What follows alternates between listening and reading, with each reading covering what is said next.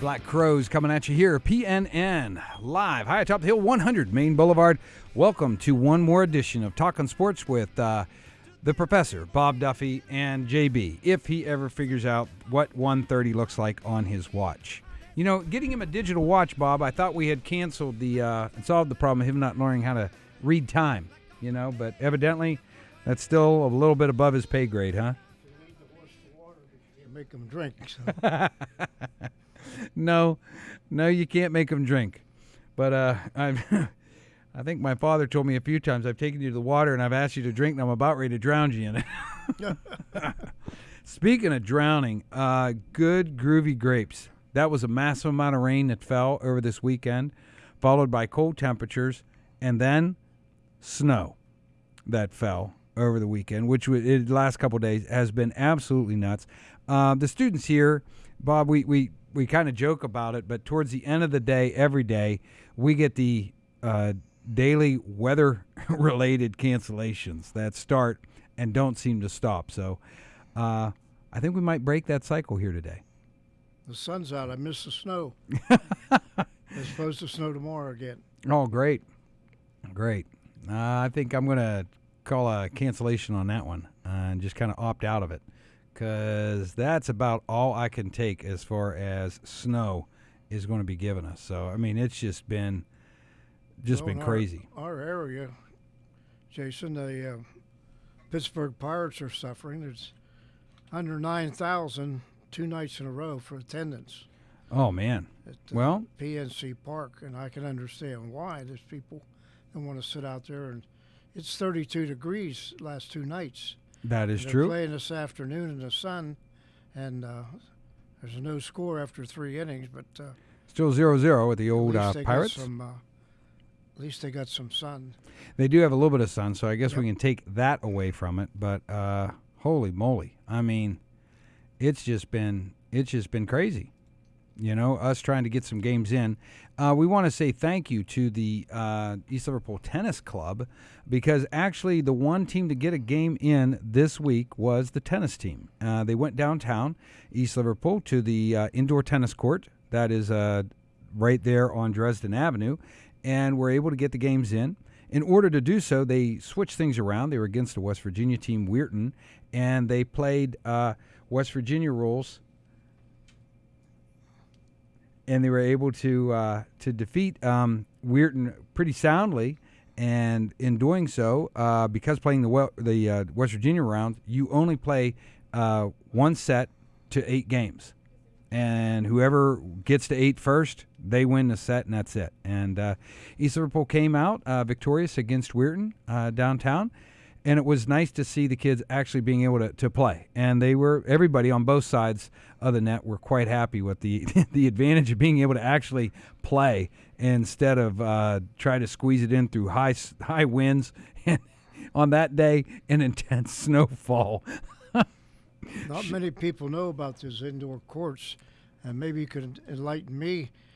Who actually regulates the courts, and who actually owns that facility? Well, the coach of the Potters owned the facility for quite a few years, owned the operation that was going down there, not the building. It's owned by Sanford Delmas, and they own the building, and it's rented out by that tennis league that has it. Right now, a gentleman by the name of Justin is operating it, and he is in charge of how that is run. They have certain leagues that meet. They have some couples that will come in and play doubles against each other. They'll put together leagues, and they also run some practices. And it's been a great relationship with many of the former coaches, of course, and coaches now of Liverpool tennis can get down there with the kids and do some practices when the weather isn't permitting. And it's kind of a tight squeeze because of the popularity of the court and the way that it's being used quite a bit. So they'll have to squeeze in those practices right after school till maybe 5 o'clock, and then they'll have to be off the court. Now, there's only one court down there, and that's why I'm saying you got to squeeze the practice in. Sounds like 2 hours. Next question. Yeah. How many courts? I've never been in that building as long as it's been there. I've never been in. Well, for Liverpudlians and the folks that remember Old Italo's downtown, right there by BP, just coming off of Weber Way in Dresden, right above the pizza parlor, which was always fun when you were upstairs smelling those pizza rolls and the pizza being baked. That's where the tennis court is located. Right now, one of the ambulance companies, Tri-State, or Life Team, uses that property to dispatch their ambulances. And there's a parking garage right there beside it, and the tennis court is opposite that. And that's the way to get in is you have to make a sharp right-hand turn and shoot up the hillside right beside the building and go to the top. That's where they have it housed. Nice little facility. And like I say, it was great for them to be able to squeeze that game in. But, boy, it was it was pretty tough on kids that are used to playing outdoors when they suddenly have a roof that they have to be aware of. So that changed things quite a bit. There's no doubt about that. So, Bob, the Pirates swinging at it outside right now in the cold with the sunshine, no snow, no rain, making it happen, but still scoreless right now in the third. And what do you see about this team of these youngsters that is gelling them faster than what some of these other teams are coming together? Because I'd like to say it's because of all the veterans on the team, but right now your veteran is Starling Marte. That's correct. Who's been on the Pirates longer than anyone else. Josh Harrison is out again, yet another broke hand. What I can read and understand is that they call it the chemistry of a team. It seems like this team's kind of gelling together. They're all pulling together for one cause. There's not there's no great stars on this team, and right now they're in first place by one game. How long that lasts, we don't know. Let's hope it continues. But I think the key word is the chemistry. They're all helping each other. That's a big thing, helping each other and making it come together with it. Josh Harrison's broke hand. 23 times he was hit by pitches last year. He's hit by 2 pitches this year, and the second one breaks his hand. Same hand that he had the surgery on last year. Is this intentional? I saw this the other day, Sunday, when it happened. It seems to me like he's leaving that left hand out over that plate too long. I won't call it a target, and he certainly doesn't want to get hit. But it seems like the way his stance and the way he had that his hand out there, he's kind of maybe asking for it. I don't know. But it's hitting the very same bone that broke last year. He's going to be out at least 6 weeks, and I know he was very upset naturally, and or he's more than upset. I mean, it just absolutely shattered his whole perspective as to what was going on, and I mean that just put a big twist on everything. So I'll have to check it out. We're joined now by Mr. John Bobolick. JB, it's good to have you here in the studio with us. Always a pleasure. We're Always glad good when I see Dr. Duffy. We're glad you could work us in. Thank you, sir. I appreciate it. Like we're going to play some baseball today. I think you're going to play some baseball today, a whole lot of baseball. John, we just got done talking about Josh Harrison and being hit by a pitch, and if that was intentional or if it's Harrison leaving that hand dangling over that base. Is this something that you think because they know that that's a susceptible thing that someone's going to go after? I don't think so. If it was the Red Sox and the Yankees and some of those guys that throw at each other, maybe. But Josh Harrison, I don't think so. I mean, and I saw the replay, and I mean, he's got like an armor on. It looked like it hit him on the pad, on the hand or above the hand. I thought it hit him on the forearm. So, but they said it hit and then ricocheted down or something. That's how you cracked the bone. Mm-hmm. So, they do it on purpose? I don't think so. Is he hitting 400 and knocking the cover off the ball with 8 home runs or 10 home runs by now and knocking in 25? I don't think so. So, like I said, the Marlins? Mm-hmm. Come on, man. I'm just asking. Okay, no Yeah. problem. And I don't think so. Just asking. Just want to quell that before it becomes a contentious argument. But the baseball season is rolling. Professional baseball is making it happen. It's going, and the high school baseball is living up to exactly what you said. Baseball season in Ohio should not start until later in the year. You did see where they're pushing it back a week next year. I did see that. They're pushing it all back. High School Athletic Association is pushing the season back next year 1 week. Probably because the commissioners were listening to the show, I'd assume, Bob. There's no doubt about it. Yeah. I mean, I'm glad that they're listening to voices of reason. It's about time. It's about time someone does. About time. Simple as that. Today, baseball action around the high school perimeter. JB, who's the big matches today? I was looking at my schedule before I came over. That's what I was doing, making sure I had all my games covered. I know Toronto's got a doubleheader tonight at home versus Lisbon. Toronto's probably one of the better teams in the Valley. I think they're 9 or 10-2. Lost Saturday at Highland, who's a perennial basketball school also, 5-3 in the 7th inning on a walk-off. Kid from Highland hit a 2-run homer on Saturday. So I think Toronto's playing at home. Like I said, doubleheader. Interesting sidebar is, we were talking last week, Liverpool and Beaver Local went to the Scrappers Park and played last week in the minor league facility, the Indians A farm system. Mm-hmm.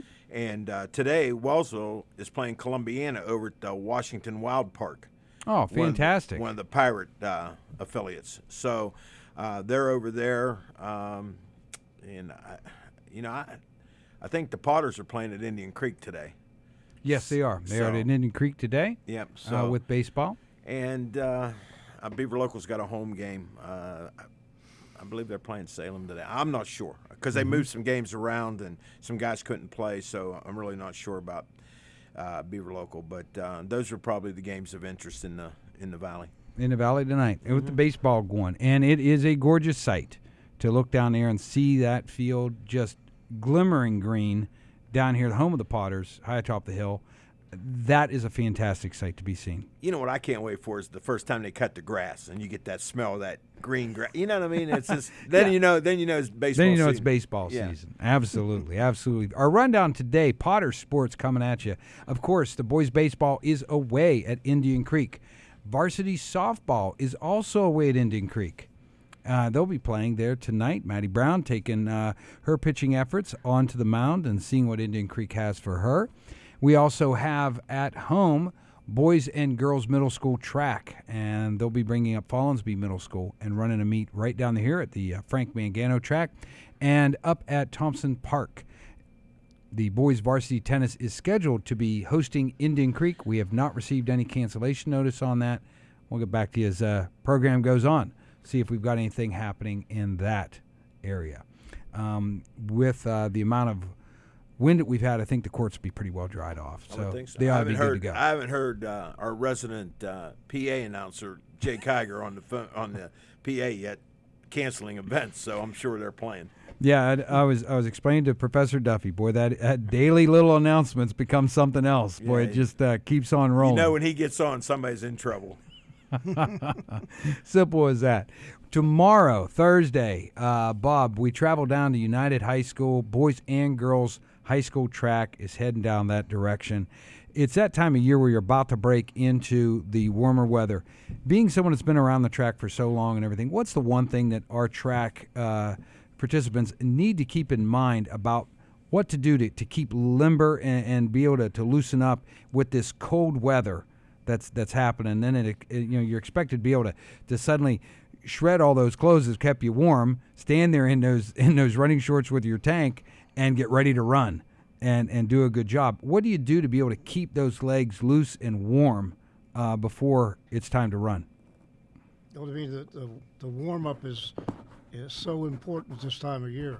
I mean, a lot of muscle pulls and so forth if you don't warm up properly, because you can't go out there, take your warm ups off, and then expect to go out there and perform to to 100%. It's almost impossible. But just the warm up, I think, is the most important. Just to make sure that it's a good warm-up. Yep. And about what time should they be ready to go ahead and lose the warm-ups and get ready to hit the blocks? Is it just before the race starts? I'd say 15 minutes before that. Okay. To get everything. Get yourself ready good to and go. warm, then go ahead and Right. get yourself ready to head to the blocks and stay prepared with it. And watch out for the wind. If the wind's blowing, keep covered up as long as you possibly can. Right. Yeah. That's one of the things that is a great detriment here in Ohio running the track this time of year, that high wind coming around. You'll get it at your back at 1 minute, and then as you make the bend, whole nother matter coming at you. Whole nother matter. A little bit of history about the Mangano track here at East Liverpool. I was on the committee when we first started to raise funds for it and operate concession stands. It was this time of year, maybe earlier. We had for a concession stand. I got a beautiful concession stand now. We just had a tent like and a couple tables.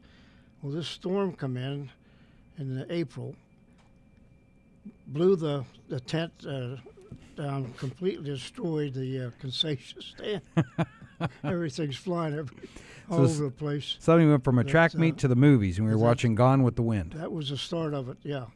that made them know, look, we need a building for the concessions. So the facilities they have there now, they're right there with the best of them. So it is a great facility. And we're going to turn back the hands of time just a bit.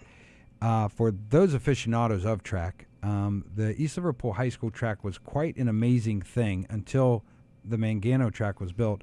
Track was actually run at Patterson Field around the football field, and it was a cinder track. Now, the amazing thing and the hard part about that is you were surrounded by a chain link fence on the left-hand side as you're running towards the river. And on your right-hand side was the entrance into the stadium itself, which was solid concrete, and that, my friends, was lane 6. yes. And when you got stuck in that lane trying to run, making the bend, trying to do a pass, and you're in that 200 or 400, baby, let me tell you, that was a tough way to go. A tough way to go. No doubt about that.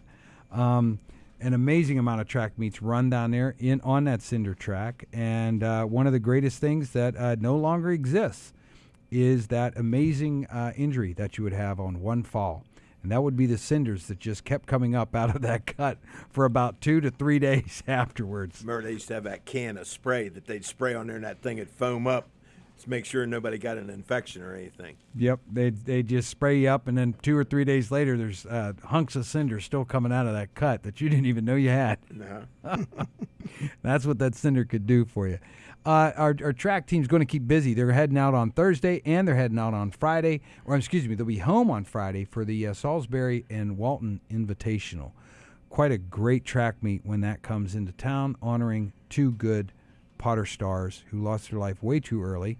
And it is a wonderful track meet for the folks to be able to come on down and see that on April the 20th, Friday, coming up at us real fast. Real fast. JB, softball-wise, in the girls here in high school, who's got the hottest team coming out of the Valley right now? Man, that's a good question. Out of the Valley, probably the best softball team I've seen this year has been West Branch. But that's northeast. But yeah. Edison's been competitive. It's not as good a team as they've had in the past, but competitive, and sure they'll qualify for the OVACs.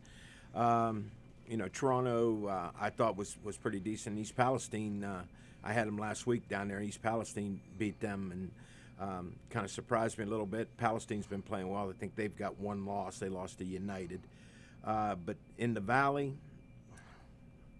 hard to say. Probably Edison's the better team. Big Red's down a little bit. They're playing young kids. Indian Creek's not bad. Em and Edison probably have a chance to compete for a sectional championship, I would think. Okay, we'll see what our Potters could do down there tonight as our girls head down that direction. Let's switch gears. We'll head out of the high school sports and talk a little bit about the action that's happening out there right now. Two big things coming into the end of the season. Playoffs have begun with professional basketball and hockey season. And our Penguins are in action tonight.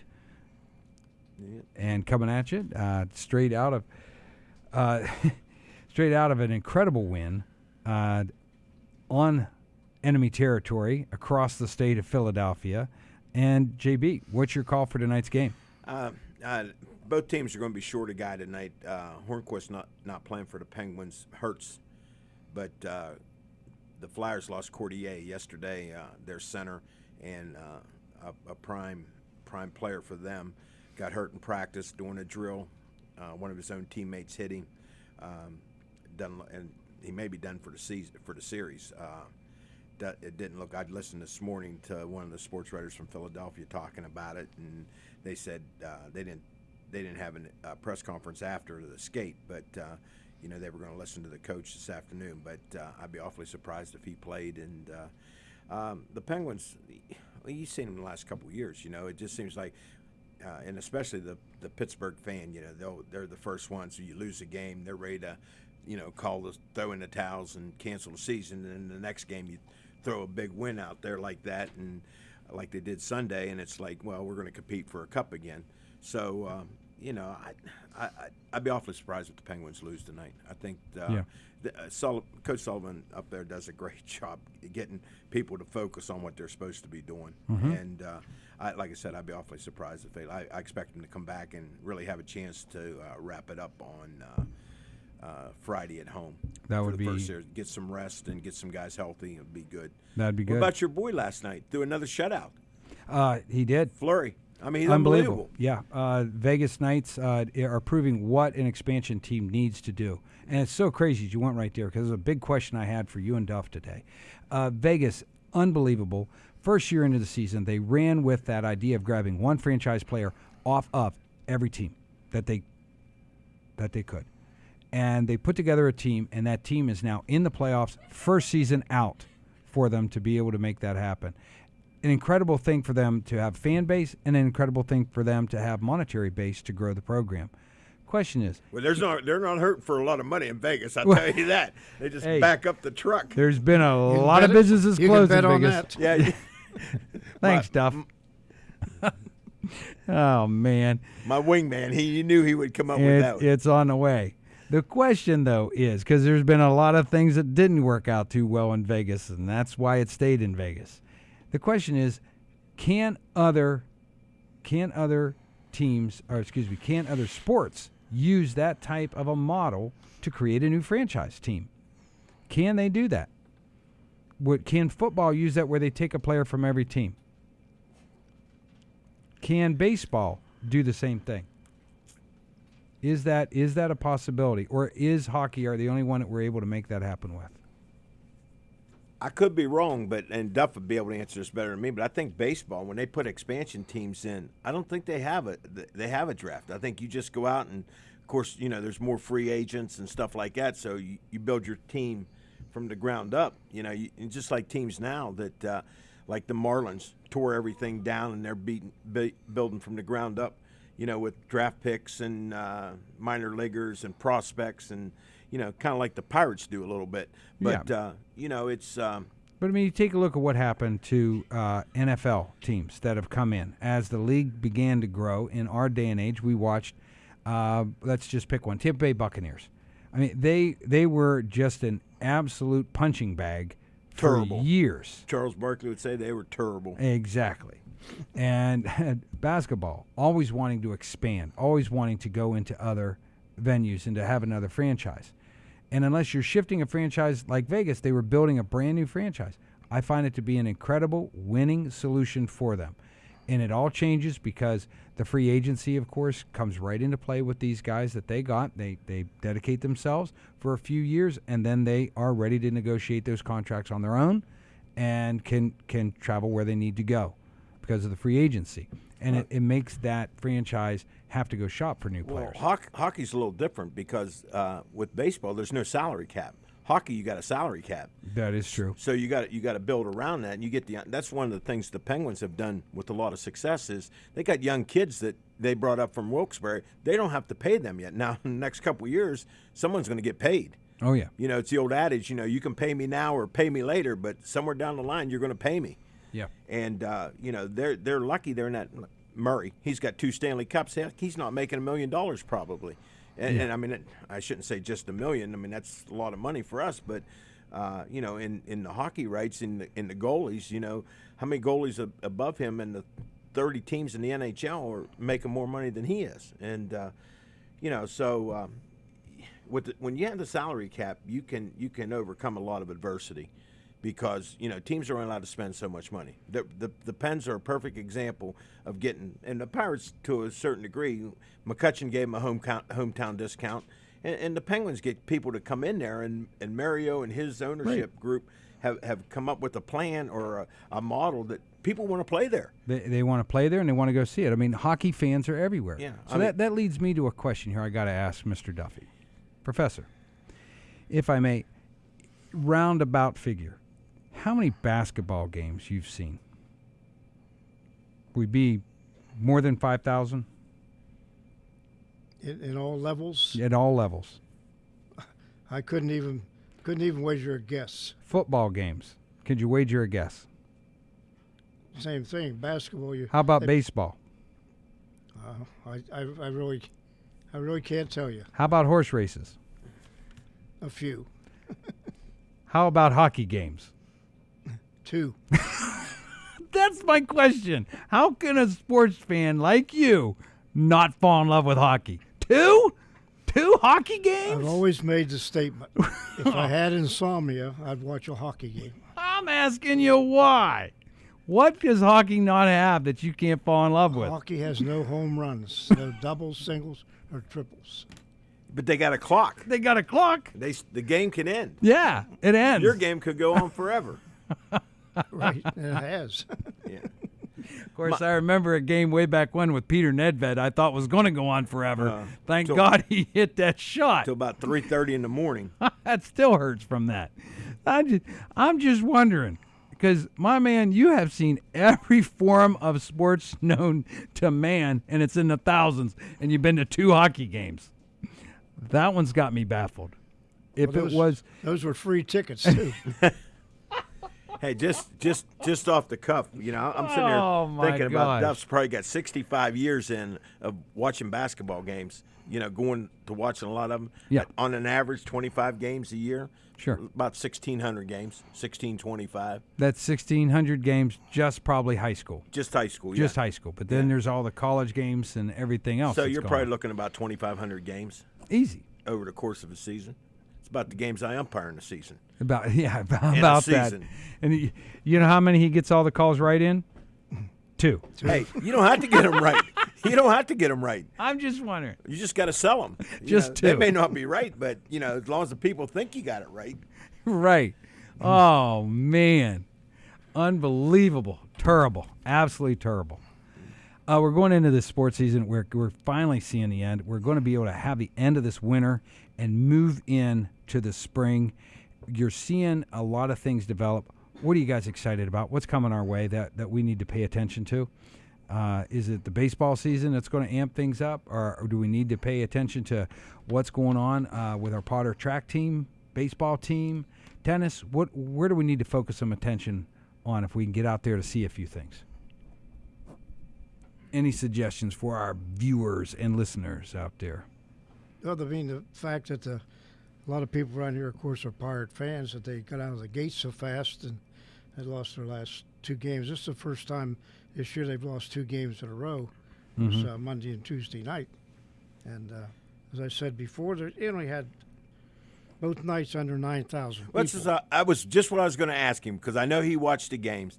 And I watched a little bit of it yesterday before my team came on at 10:05. And I'm looking at, they announced attendance yesterday at 8,900 and some. Now, I'm going to tell you what. If you were sitting at that game last night, they gave you a voucher or something. If you made it through the game, they gave you a ticket to come back later in the year or something. Yes. Okay. And I'm sitting there watching, and God is my witness. God is my witness. I could sit there, and I say you could have counted how many people were at the game. If they had 1,000 people there last night, they were lucky. Am I right or wrong? I feel this way. I watched them both nights. They scanned the stands a couple times. If they had 8,000, 9,000 people there, most of those people were in getting hot chocolate, hot coffee, or hot dogs. Well, you know what, though, Duff? Anything hot at that point in time. They weren't in the There's probably stands. 7,000 standing around a fryer at Permanis. Well, Duff warming can their attest to hands. this. They announced the attendance is 8,900, but how many of those tickets were sold? Yeah, exactly. That's not 8,900 people in the stadium. If they said 89, if there was, they are lying, because they're counting the tickets that they sold that were all, that goes into your paid attendance. So that's what they're counting. I'm thinking what these Pirates need to do is to take advantage and take a look at that damage that happened at the beginning of the year and try to somehow turn that around. And a lot's going to land on Clint Hurdle. He is their number one salesperson right now. Clint Hurdle's their number one salesperson. And I've had a question here, and I wanted to throw that out to you guys. As far as coaches go, whether it's a player-manager coach, straight manager, who do you feel was one of the best and why in Major League Baseball? If you were to pick one. One manager? Whether it was a player manager or a manager, who would be? I like the guy in Cleveland. I like Francona. I think he does a good job. The young guys coming in, the young bucks, most of them now are player managers. I mean, look at the guy was in the booth last year at ESPN, Aaron Boone. Mm-hmm. He doesn't have any managerial experience. And they just threw him a team. I mean, we could coach that team. Duff and I could coach the Yankees. Couldn't we, Duff? Sure. I mean, I'm not trying to be smart, but, right. They throw a guy in there, no managerial experience, no coaching experience. All he did was criticize, and I like listening to him in the booth, don't get me wrong. But, he sits in the booth last year and watches and whatever. But, I mean, what does he know about being a manager? Gotcha. I mean, that guy that was there before, Girardi, I think he got the shaft. I mean, that guy I thought did a pretty good job. You guys get the job managing one of the teams. Don't, give us a call. Might get a ticket or two from you. That'd be all right? You'll be my third base coach. Oh, okay. If I get a job, you'll be my third base coach. Hey, Bob, if you were to pick out of any one of them, who would you go with? Turn back the hands of time. I don't care where you go with this. Who would you say is one of the best?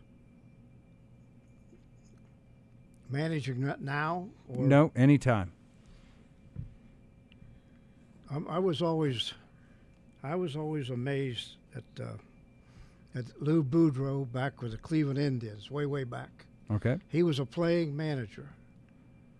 Won the World Series in 1948. I mean, I'm really going back. Yeah. But I always admired that man. Sometimes he would put himself in as a pinch hitter. Second game of a doubleheader, he had Ray Boone play shortstop, which is his position.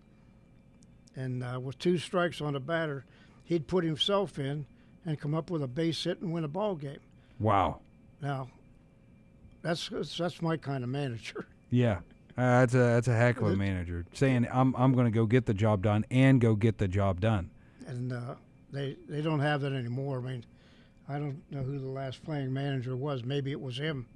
But, your boy. Who's that? Petey Rose. Who? Oh, Pete. Yeah, that's right. That was player manager. Playing manager, yeah. He managed quite a few things. Yeah. He came up and put himself up the bat a couple times. Yes, he did. Yep. And if the game was on the line or not. The game, he had. Once again, you can always bet on Pete. I knew that was going to hit there.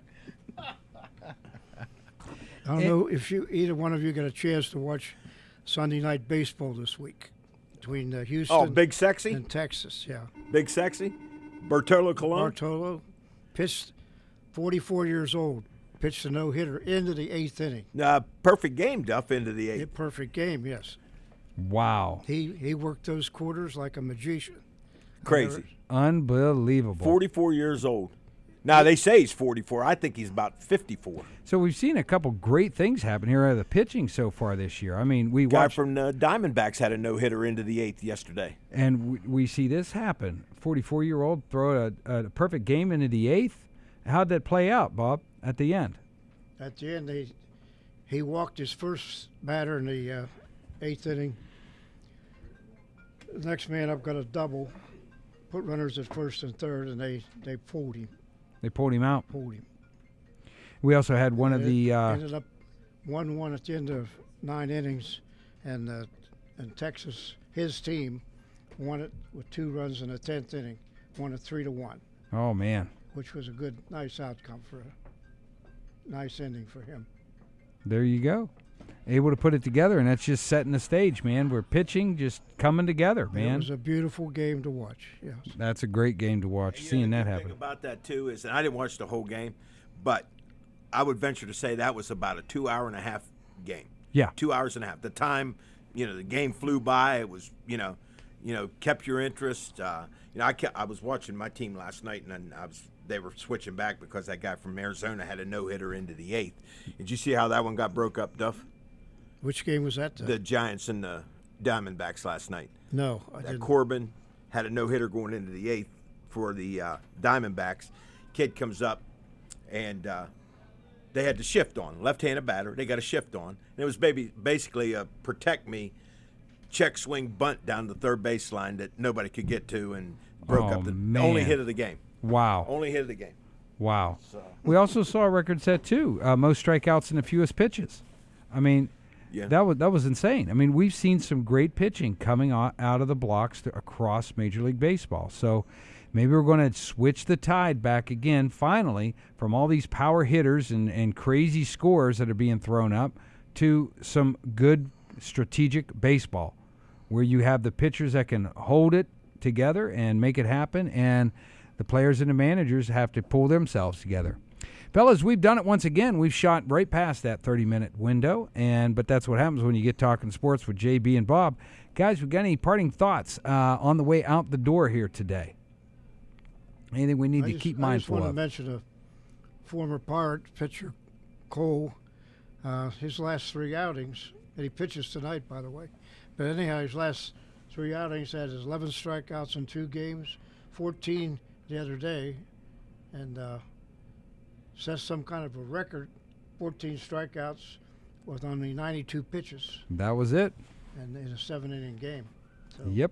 Amazing. Unbelievable. Yeah. Unbelievable. And they're again, Astros, and I'm not saying they're not going to be there, but, they might have a little bit of the World Series letdown.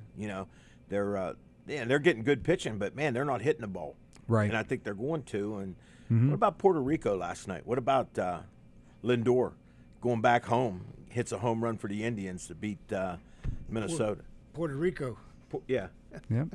Unbelievable. Yeah. Now they got a power outage down there today, so they're going to play in the dark. Oh, jeez. I just caught that on ESPN. Hey, you know what? It's been a political hotbed of debate as to why things didn't happen the way they needed to happen after that. But, hey, hats off for the guys that make it happen and just put it together and do what's needed to be done.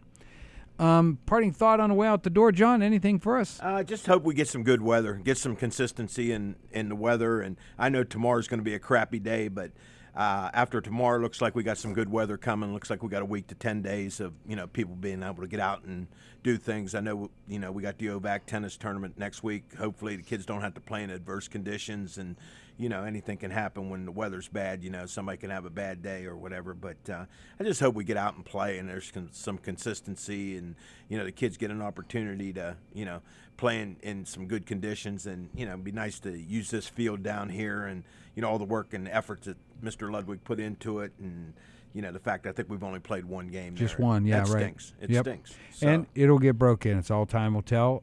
Grow it slow and make it steady. Hats off to the East Liverpool boys tennis team. They are undefeated this year, and tonight they will be hosting Indian Creek here at Thompson Park.